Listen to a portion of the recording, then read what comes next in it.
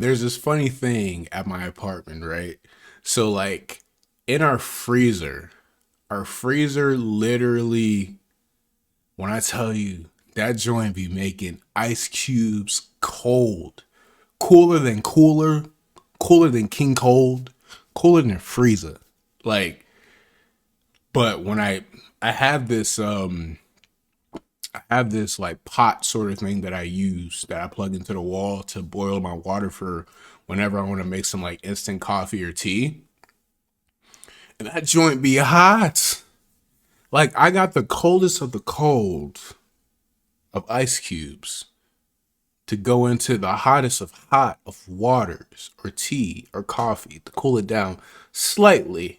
Not so that it can be cold, but so that it can still be hot, but I can tolerate the heat, or it's warm, like just really warm, you know? Why I say all that? Because I literally just poured some into my cup. Let's get into today's episode. And for today's episode, we're going to talk about something that is really, really important to me. It's been important to me for most of my life, honestly, and that's nostalgia.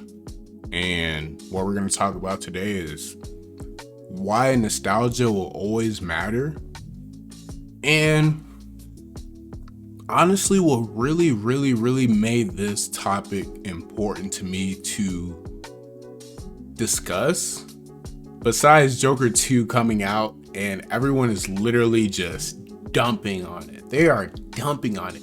When I tell you the people that I watch when it comes to reviews and whatnot are dumping on Joker 2, but people that I would never really go to for reviews or anything like that are also talking about it. I'm like, it must have been trash. Now, we can talk about just franchise reboots. I literally watched a video today of Rick Ross saying, hey, we should have Scarface 2 because Tony got such and such pregnant. And I was looking at the comment section and literally people are quoting like, Tony literally said, I'm never getting this girl pregnant. And this is the girl that Tony really wanted to get pregnant. I mean, not get pregnant, but this is Tony's girl. If Tony is Tony from Scarface, for some of y'all that might not know, Tony Montana.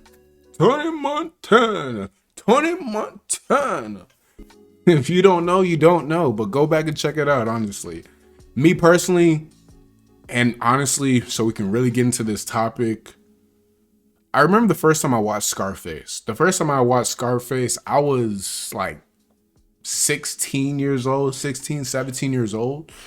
And I remember when I first watched Scarface, and part of me always felt like, dang, I agree with Rick Ross. You know what I mean? I agree with him. Like, in a way, not completely. I like 10% agree with him. 90% is like, no, don't do it. Scarface should have had a sequel. Maybe. But for me, as a teenager, watching this film and coming to my own personal conclusion that, you know what, this doesn't need a sequel. Scarface dies in the end. Spoiler, but check out the movie. It's still a good movie. Some movies don't need sequels. And to tie that to the whole nostalgia thing, listen, when it comes to nostalgia for me, for your boy,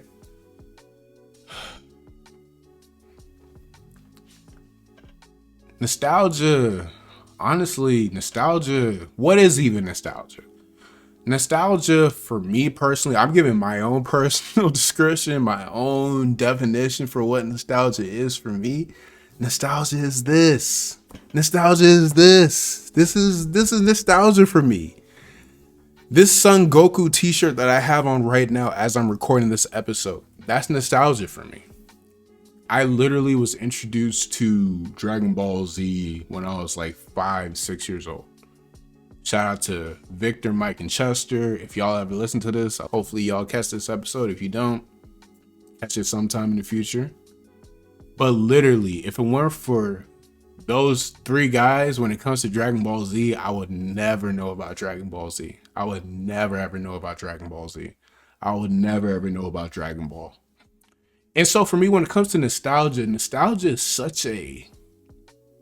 for me, it's such a delicate topic because I think today, I would hope that today a lot of people share a similar mindset to myself, in that I don't want to sound like the old head that's like, back in my day, Dragon Ball Z was better. Now they're coming out with Dragon Ball Diamond. I don't know what the fuck that shit is. What the fuck is that Dragon Ball Diamond? Like, no, I'm not trying to make it like that, but to a certain degree, yeah. To a certain degree, yeah. Like, when you think about nostalgia, I grew up watching, for me as a kid, I grew up watching Pokemon. I grew up watching Digimon. I grew up watching Power Rangers. I grew up watching Yu-Gi-Oh! I grew up watching Dragon Ball Z. I grew up watching Naruto. And specifically, Star Wars, I can keep going and going as far as nostalgia goes. And there's always this common saying between generations that's always said, back in my day, gas only used to be 1 cent. Back in my day, gas only used to be 50 cents. Gas in my day used to be $1. I wish gas was $1 today. It's not, but I just make those comparisons because although, yeah, you may or may not want to acknowledge that I'm doing the same thing with this topic today, but I also want to just be very honest about nostalgia. I remember the first time I heard about the word nostalgia, I was in high school actually. I was in high school and I heard of the word nostalgia. And I remember, it's like, you remember when you were in school, if you were in school and you're in your reading class, your spelling class, whatever, you learn a new vocabulary word, and it's like, oh, I like this word. I remember growing up in Baltimore and going to middle school, and a lot of my classmates, if any of y'all catch this episode, when we learned about the word irk, I swear to goodness, all of my classmates, yo, shorty irking me, yo. I can't stand this dude. He stay irking me. Like, it's just certain words that just hit for you. They hit for you. Whether it is how they sound or how they make you feel, or just fully understanding what the word means and it just lines up that perfectly for you that you have to add it to your own personal vocabulary. Nostalgia has been a part of my vocabulary since I was in high school. Now, granted, I went to high school in North Carolina, but I remember just hearing the word nostalgia for the first time. And I remember hearing it, I'm like, dang, that's a big word. Okay, no, nostalgia is not a big word, but it's like a nostalgia. Nostradamus. Like, it's one of those words that's like, dang, like, nostalgia? What is this word? Dang, that joint kind of hit. Nostalgia. You feel me?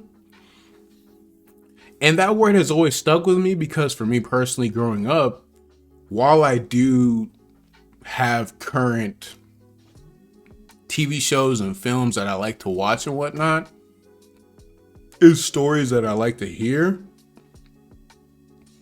nothing ever really beats nostalgia. Just going back in the past and visiting like an old film, old TV show, an old book, an old story, an old video game. You know what I mean? Currently right now on my YouTube channel and Twitch, I'm streaming Dragon Ball Z Budokai Tenkaichi 3. Now, the reason why I'm even streaming that right now is because some of y'all might know, and for those that know, y'all are real ones. You guys are the real ones. Dragon Ball, what should have been Dragon Ball Z Budokai Tenkaichi 4 is coming. No, but what should have been Dragon Ball Z Tenkaichi 4, aka Dragon Ball Sparking Zero, as many of you guys might know today, is coming out this week. And so, essentially, I'm going back and playing Dragon Ball Z Budokai Tenkaichi 3 now. because that was one of the games for me that I will always say, it's not without critiques, it's not without certain objections or whatever you would like to say for that. But it's one of those games that I always played. As I literally just recalled today that the game came out in 2007. This game came out in 2007. Do you guys know how old I was in 2007 when this game came out? I was 11 years old. Now, mind you, for me growing up, I think the first Dragon Ball Z game I played was, I remember Dragon Ball Budokai. I remember the Dragon Ball Z Budokai. I remember Dragon Ball Z Legacy of Goku. I'm sure y'all know Boo's Fury. I used to run Boo's Fury crazy on the Game Boy SP back in the day.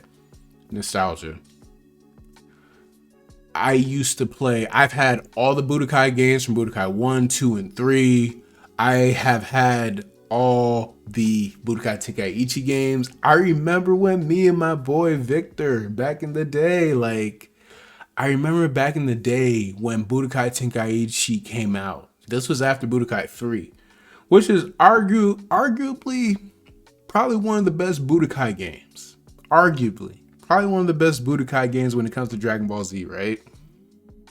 I remember when Tenkaichi 1 came out, and I was literally like, oh, you can't transform. Like, I remember playing the game and feeling like the graphics improved, but at the same time too, you couldn't transform. It didn't feel like a real Dragon Ball Z game. You can't transform. You literally had to pick Super Saiyan 4 Gogeta. You couldn't pick like Super Saiyan 4 Goku and Super Saiyan 4 Vegeta to get Super Saiyan 4 Gogeta. Like, just little stuff like that. And then they came out with Tenkaichi 2, which personally to me, I ride hard, I'll die hard. Okay, no, I ain't dying hard. But I will ride hard. No pause, because it's just a freaking game. Relax. For Tenkaichi 3.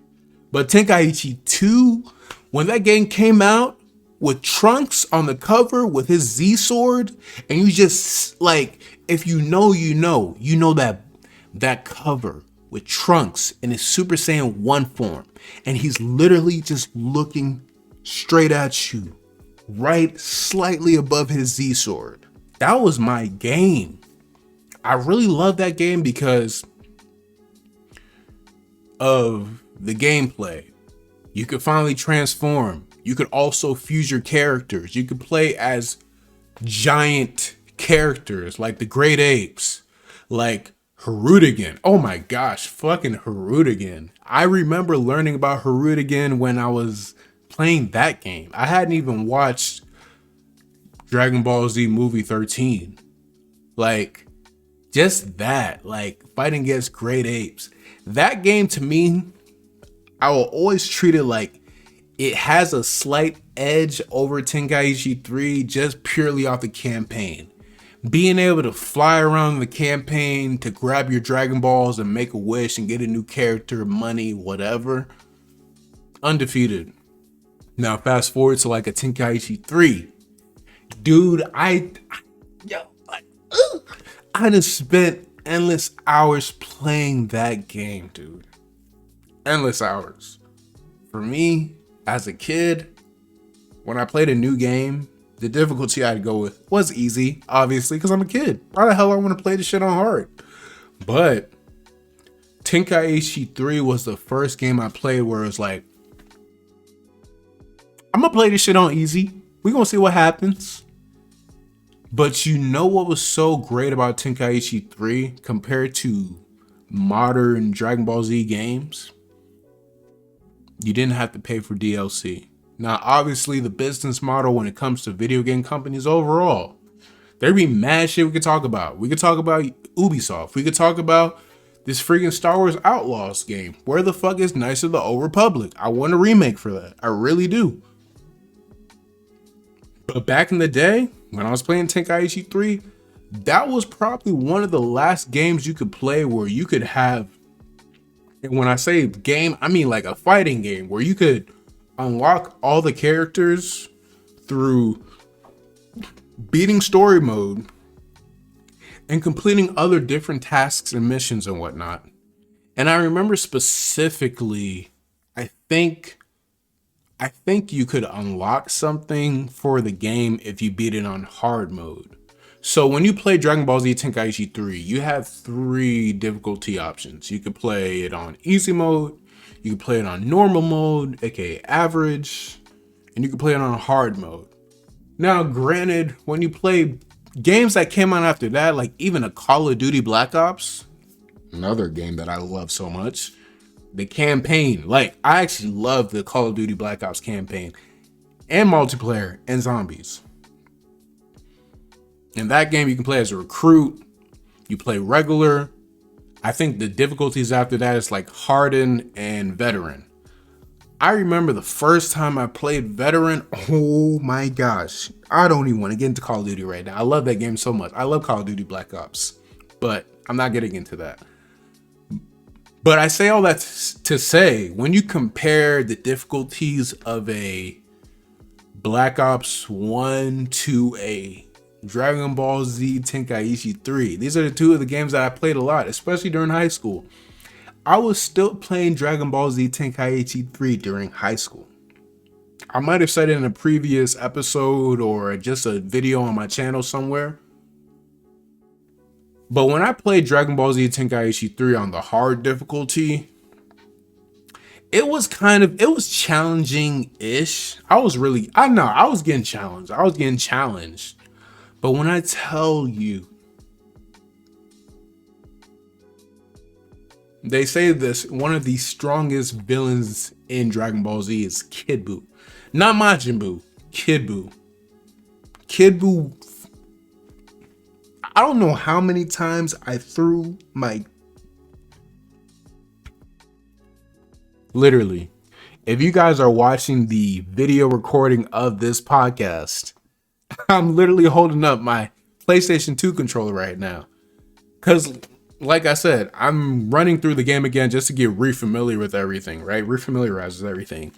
I'm literally missing my R1 little button thing compared to the L1 one and my R2 one. I literally threw this controller and my other controller at the TV mad fucking times just because. If you literally fight Kid Buu on the hardest difficulty, you literally feel like you are living in that arc. I remember before I had moved to North Carolina back in 2010, I remember I was like, I want to play Tenkaichi 3 on the hardest difficulty one more time. Let it be just to unlock a new character or some new maps, whatever. I remember playing that and Kid Buu beat my fucking ass. Bad. I remember during that fight, you had to play as Hercule. If you guys know how Hercule is, you know. I'm not even gonna fucking say it. You had to play as Hercule. You had to play as Majin Buu. I think you had to play as Vegeta. And then I think ultimately you played as Goku. Once you got to Goku during that fight, you're pretty much close to the end of that battle. But when I tell you, I died so many times fighting. I was about to say Majin Buu. But I died so many times fighting Kid Buu. I was pissed. I was fucking pissed. That is literally probably top 3 moments as a preteen teenager that I was genuinely pissed the fuck off. I don't know how many times I threw my controller at that fucking box TV. Listen, you kids. Them flat screens y'all got, them flat screens ain't shit. If a flat screen falls over on the ground, that shit is cooked. If a box TV fell over on the ground, pick that heavy ass TV back up and it's still gonna be good. Just a history lesson for y'all. I'm gonna leave it at that. But eventually, when I beat Kid Buu, every single other opponent I fought in story mode, Baby, Super 17, Sin Shenron, Omega anybody I fought moving, nothing, washed. Because Kid Buu made me work for that shit. I was literally in the midst of rewatching Dragon Ball Z in middle school when I fought Kid Buu. And I was at the point where I was, you could say I might have been trying to be a little corny. Who knows? I might have been trying to be a little corny. But this is me personally. I was literally like, I want to rewatch Dragon Ball Z, but I want to make sure each arc that I get through, I'm playing in KINGxKISHI. And funny enough, I think that's low-key what motivated me to replay Dragon Ball Z KINGxKISHI 3 on the hard difficulty 2, was that I did start from the jump, but I did get to the point where I was in the Buu saga. Funny enough, believe it or not, I shit you not, I'm not bullshitting you. I was literally watching the Buu saga again. And when I tell you, I'm like, okay, I'm at the episode now where Goku's the super spirit bomb is almost ready. And I'm over here still getting washed by Kid Buu. Literally. You feel me?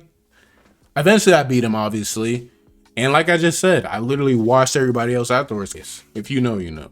But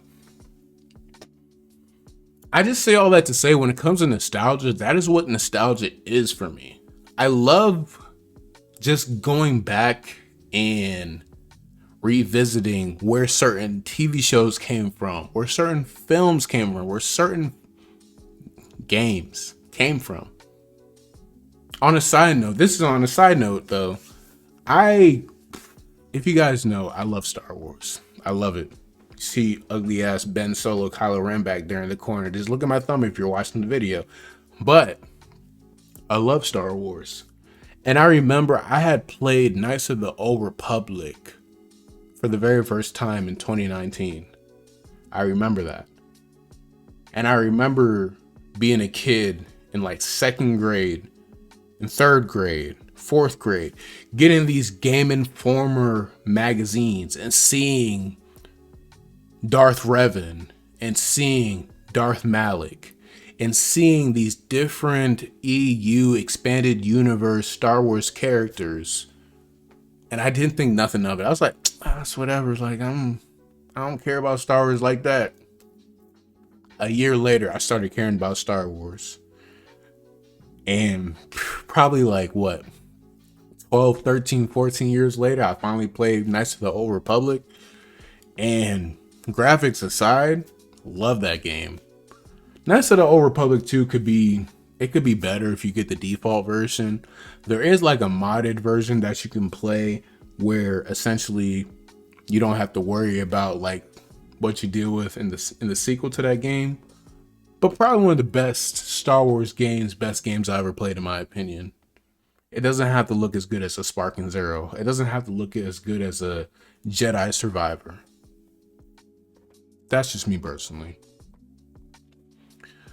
Now, I wanted to get to another conversation about nostalgia and what makes nostalgia so special, right? And I'm sorry, y'all. I'm recording and currently I'm at 25 minutes. Some stuff might get cut out at this point if you're watching this post-production, post-editing. But I wanted to talk about the fact that there's a good and a bad to nostalgia, right? And that's why you kind of have to have a balance. In general, you have to have a balance. But, you know, nothing's wrong with nostalgia. Feed your passion. I don't know when is going to be the next time that I rewatch the entire Power Rangers series again. Up until SPD maybe. And I cut it off right there, you know? But I think the beautiful thing about nostalgia is that nostalgia does create community. It does really, really, really create community. because even though these things weren't nostalgia when I was a kid, and it just all felt very, very current, like playing these Budokai and Budokai Tenkaichi games and sagas too. What y'all know about sagas? What y'all know about sagas? Loki, personally, I'm not gonna say I hated sagas, but I was like, damn, this game, after you get to a certain point in the story, this shit kind of challenging, but we'll figure it out, you know? I would like to play sagas again on in the future. Not on this channel. I haven't played it on this channel, but if y'all want that, feel free to let me know. In any way, any capacity. If you comment on the video on YouTube or you DM me, whatever, I would like to play sagas. But nostalgia creates this community where, for me growing up in the early 2000s, the internet was just it was a fetus. It was okay, no. The internet wasn't a fetus when I was growing up, but the internet was like, it was like a teenager. I feel like the internet is kind of in its early 20s right now. It's like in this early adult stage where it's like, it seems like it's at capacity, but there's still so much you can do on the internet. Whereas when I was a kid, the internet was more so like in its teens, like it's evolving, it's growing, right? There's more you can do. You don't have to use dial-up no more to go play your Arthur game like I did when I was 5 years old. But at the same time too,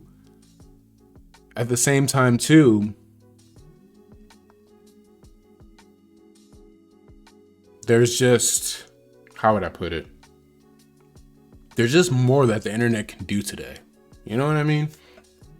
And I feel like the internet is like in its early 20s, maybe 30s sort of thing. It's not old yet. The internet's not old. Man, if the internet's old, I don't know what I'm gonna do with my life. If y'all think the internet is old. But aside from that, yeah, it just created a community. I know for some of y'all growing up, you guys were like me. You watched the newest episode of Dragon Ball Z. Like, even when, shoot, I remember when Gohan was becoming the Great Saiyan Man. And then I remember when Videl was trying to be a Great Saiyan Man. And I used to call her the Great Saiyan Woman. And then I remember playing as a character on Tenkaichi 3. And I'm like, oh, Great Saiyan Man 2. I'm like, okay, Great Saiyan Man 2 then. But we know who's 1 and 2. That's all I'm going to say. And growing up watching Power Rangers and meeting friends that you're like, hey, Kimberly was alright, you feel me? But so was Jennifer. You feel me? You feel me? No, I'm kidding. Yo, Chirkina though. Don't sleep. You feel me? Anyways, Pokemon was probably one of the biggest community builders of nostalgia. Yu-Gi-Oh! 2, but Yu-Gi-Oh! Kind of had a limit. Like, once Yu-Gi-Oh! Went into the whole GX, elemental heroes sort of thing, I was kind of like, that's cool, but what the fuck is this? So you're telling me this elemental hero is stronger than Slifer the Sky Dragon? Are you serious? Get the fuck out of here. I don't believe it. Nonsense. I was 10 years old, 10 years old too, feeling that. But that's how I felt. But Pokemon was one of those ones where it's like it really built community. It really, really built community for me growing up.